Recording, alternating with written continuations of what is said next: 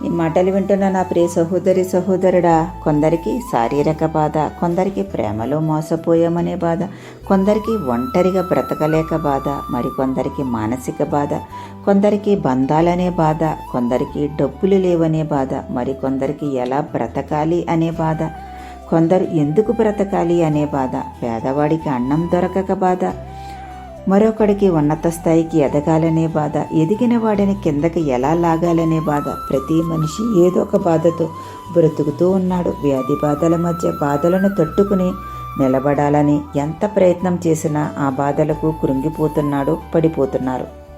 ఇన్ని బాధల మధ్య ఎలా నెట్టుకొస్తున్నామో, ఎలా తట్టుకుంటున్నామో, ఎలా కుమిలిపోతున్నామో అన్నది నా యేసయ్యకే తెలుసు. నా యేసయ్య ఏమంటున్నాడంటే, యాకోబు రాసిన పత్రిక 1:3 మీరు నానా విధములైన శోధనలో పడినప్పుడు అది మహానందమని ఎంచుకునుడి అని ఉంది.